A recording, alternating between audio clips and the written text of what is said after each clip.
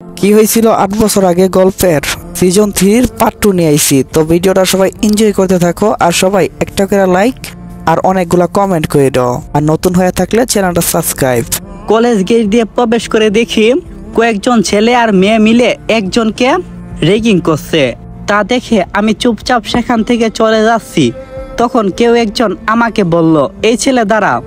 তখন আমি বললাম, যে আমাকে বলছেন? তখন একটা মেয়ে বলল, হ্যাঁ, তোকে ছাড়া তো এখানে কাউকেই দেখছি না।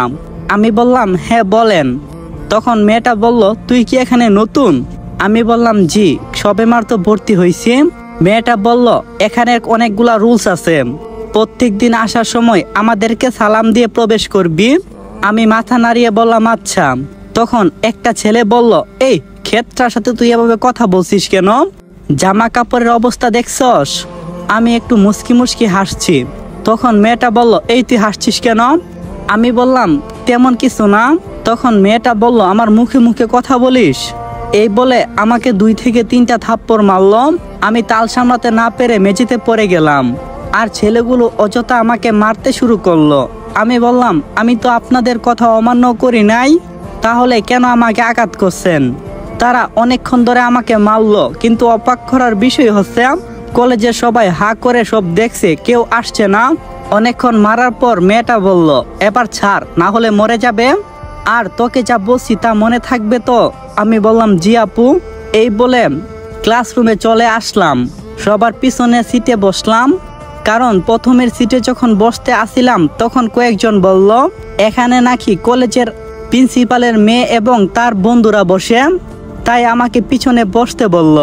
আমি তাদের কথা মতো পিছনের সিটে বসলাম। ক্লাস শুরু হতে আর কিছুক্ষণ বাকি। তখন দেখলাম আমাকে যে সকালে মারছিল তারা এই রুমে প্রবেশ করছে। আমি আর তা দেখে অবাক হলাম না, চুপচাপ বসে রইলাম। আর মেয়েটা আমাকে দেখে ফেলে আমার দিকে আঙ্গুল তাক করে বলল, ওই দেখ ক্ষেত্রে আমাদের ক্লাসে। তাহলে এই ক্ষেত্রে আমাদের সাথেই পড়ে? একটা ছেলে বলল। তখন মেয়েটা বলল, মনে হই কারো পা ধরে এখানে ভর্তি হয়েছে। তখন ক্লাসে একজন লোক প্রবেশ করলো, বোধহয় তিনি এই কলেজের শিক্ষক। তিনি এসে সবার সাথে পরিচয় হয়ে নিল। একে একে সবাই পরিচয় পর্ব শেষ করলো। এবার আমার পালা। আমাকে জিজ্ঞেস করা হলো, তোমার নাম কি? আমি বললাম, আমার নাম সাইমন। তখন স্যার বলল, একটা কথা বলি, মনে কোনো কিছু নিও না। আমি বললাম, জি, আপনি নির্দ্বিধায় বলতে পারেন। তখন স্যার বলল, তুমি এরকম পোশাক পরে কেন স্কুলে আসছো? তখন আমি মাথা নিচু করে বললাম, আমার সামর্থ্য নাই যে দামি দামি পোশাক কেনার। স্যার বলল, মানে? আমি বললাম, জি স্যার। স্যার বলল, আমাকে খুলে বলো। আমি বললাম, এই পৃথিবীতে আমার আপন বলতে কেউ নাই। আমি এতিমখানায় বড় হয়েছি, আর সেখানে কাজ করেই এই কলেজে ভর্তি হয়েছি। তখন স্যার বলল, ও এই ব্যাপার? আমি মাথা নাড়ে বললাম, জি স্যার। স্যার বোধহয় কান্না করে ফেলবে, তার চেহারা দেখে বোঝা যাচ্ছে। মেয়েটাও মাথাটা নিচু করে ফেললো আমার কথা শুনে। তখন স্যার একটা প্রশ্ন করছিল সবার উদ্দেশ্যে, কেউ তার সঠিক উত্তর দিতে পারেনি, শুধু আমি বাদে। তখন অনেকেই হিংসা করছিল। তখন একজন ছেলে আমার পাশে এসে বসলো আর আমার দিকে হাত বাড়িয়ে দিয়ে বলল, আমি হলাম সামি, এই কলেজেই পড়ি, তোমার নাম কি? আমি বললাম, আমি হলাম সাইমন। ছেলেটা বলল, আমরা কি বন্ধু হতে পারি? আমি বললাম, জি, কেন না। তারপর সেখান থেকে ক্লাস করে বাসায় ফিরছি। কলেজের গেটের সামনে যেতেই মেয়েটা আবার আমাকে ডাক দিল। আমি মনে মনে ভাবলাম, বোধহয় আমাকে মারবে। আমি কাছে যেতেই বলল, আমার ভুল হয়ে গেছে, আমাকে ক্ষমা করে দিও। আমি বললাম, আপনি কেন ক্ষমা চাচ্ছেন? যদি ক্ষমা পেতে চান তাহলে সকালে যে ছেলেটার গায়ে হাত তুলছিলেন ওই ছেলেটার কাছ থেকেও ক্ষমা চান। আর আপনারা তো প্রতিনিয়ত এসব কাজ করেন। আর এটা হচ্ছে একটা শিক্ষা কেন্দ্র, এখানে মানুষ শিক্ষা অর্জন করার জন্য আসে আর জ্ঞান লাভ করে। আর আপনাদের মতো কিছু মানুষ সেটাকে নেশার জায়গা বানিয়ে ফেলছে। আমি এই বলে সেখান থেকে চলে আসছি। তখন একটা ছেলে এসে সজোরে আমাকে লাথি দিয়ে ফেলে দিল আর আমাকে বলতে লাগলো, মুখে মুখে এত বড় কথা, ছোট লোকের বাচ্চা। আমি বললাম, ভাই, যা সত্যি আমি তাই বলছি, যদি আপনি আমাকে মেরে ফেলেন তারপরও আমি বলবো। তখন মেয়েটা বলল, ওকে ছেড়ে দে। আমি সেখান থেকে হামাগুড়ি দিয়ে উড়তে উড়তে বাসায় চলে আসছি। আজ অনেক মনে পড়ছে আমার ফ্যামিলির কথা, তাই সুলাইমান চাচার কাছে জিজ্ঞাসা করলাম, চাচা, আমার কি বাবা মা নেই? চাচা বলল, তা তো আমি জানি না, কিন্তু খোঁজ করতে হবে। যদি উপরওয়ালা চাই তাহলে তুমি তাদেরকে একদিন না একদিন পাবে। এই থেকে শুরু হয় আমার কলেজ জীবন। প্রতিদিনের নেই কলেজে যেতে থাকি। এখন মেয়েটার সাথেও অনেক ভালো সম্পর্ক হয়ে গেছে। আরে আপনাদেরকে তো ওর নাম বলা হলো না। ওর নাম হলো দিয়া।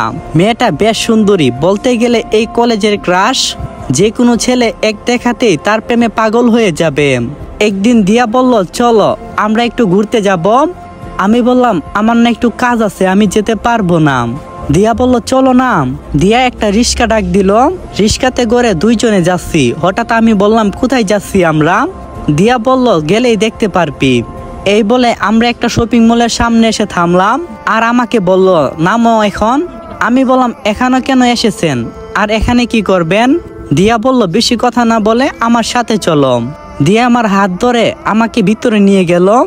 আমি জানি না মেয়েটা কিভাবে এত তাড়াতাড়ি এতটা পরিবর্তন হয়ে গেল, তা আমি বুঝতেই পারছি না। মেয়েটা আমাকে শপিং মলের ভিতরে নিয়ে গিয়ে ভালো ভালো কয়েকটা শার্ট আর প্যান্ট আর এক জোড়া জুতো আর একটা মোবাইল কিনে নিয়ে আমাকে বলল, এগুলো তোমার। আমি বললাম, আপনি আমার জন্য এত কিছু কেন করতে গেলেন? মেয়েটা বলল, বেশি কথা বলো তুমি। আমি কোনো কিছু বুঝিনি। তারপর থেকে ওর সাথে ঠিক আমার অনেক কথা হতো। দিয়া একদিন আমাকে বলল, এই তোকে যে ফোনটা দিলাম, তুই তো একদিন তোর ফোন নাম্বারটা দিলি না। আমি বললাম, তা তো তুমি কখনো আমাকে বলুনি। তারপর দিয়া আমার কাছ থেকে আমার ফোন নাম্বারটা নিল। আজকের মতো ঘোরাফেরা করে বাসায় ফিরলাম। রাতে পড়াশোনা করে খেয়ে ঘুমিয়ে পড়লাম। হঠাৎ ফোনটা বেজে উঠল। আমি ফোনের দিকে তাকিয়ে দেখি আননোন নাম্বার। তাই প্রথমত কলটা রিসিভ করলাম না। অনেকক্ষণ বাজার পরে কলটা ধরলাম।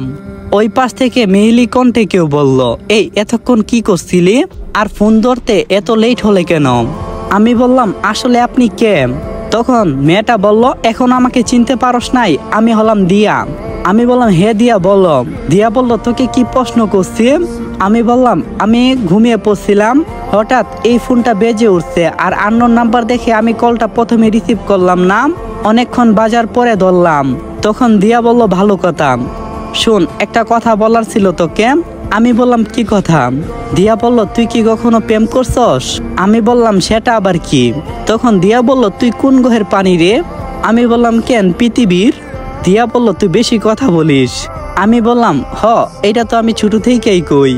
দিয়া বলল, বেশি পেঁচাল না মেরে যা বলছি তা বল। আমি বললাম, হ্যাঁ, অনেক আগে, যখন আমি অনেকটাই ছোট ছিলাম, কিন্তু তার নামটা আমার মনে পড়ছে না। দিয়া বলল, তার মানে তুই খাওয়া মাল? আমি বললাম, ছি, তুমি মেয়ে হয়ে কি এসব কথা বলছো দিয়া? দিয়া বলল, বাদ দে, এখন কি তার সাথে কথা বলিস? আমি বললাম, না। দিয়া বলল, যাক, এবার বাঁচলাম। কালকে এক জায়গায় ঘুরতে যাব, চলিস আমার সাথে? আমি বললাম, ঠিক আছে দিয়া। এই বলে কলটা কেটে দিলাম। সকাল সকাল ঘুম থেকে উঠতে হবে, কেননা আজকে তেমন কাজ করতে পারিনি। সকালে কাজ করে গোসল করে কলেজের উদ্দেশ্যে বের হতে হবে, তাই সকাল সকাল ঘুম থেকে উঠতে হবে। যে বাবা সেই কাজ। ঘুমিয়ে পড়লাম। সকালে কাজ শেষ করে ফ্রেশ হয়ে স্কুলের উদ্দেশ্যে রওনা হলাম। স্কুলের গেটের সামনে আসতেই দিয়া বলল, আজকে আর কলেজের ভিতরে যেতে হবে না, আয় আমরা এক জায়গায় যাব। আমি বললাম, কোথায় যাবি? তারপর দিয়া আমাকে, আসসালামু আলাইকুম এভরিওয়ান। তো আপনারা হয়তো অনেকেই জানেন যে টিকটকে আমার আইডির মধ্যে ব্যান্ড ওয়ার্নিং চলে আসছে। জানি না কয়দিন আপনাদের মাঝে থাকবো। যদি টিকটক আইডিটা ঠিক হয়ে যায়, আশা করি ব্যাক করতে পারবো। আর যদি ব্যান্ড হয়ে যায় তো ভুইলা যাইও তুমগো ভাইডারে। আর এইটা হয়েছে আমার real ID, Simon always on fire. এই নামে অনেক ফেক চ্যানেল আছে, ওইগুলা থেকে বিরত থাইকো। আমার চ্যানেলের সাবস্ক্রাইবার মোটমাট এখন 5000+। আর এইটাই আমার রিয়েল আইডি।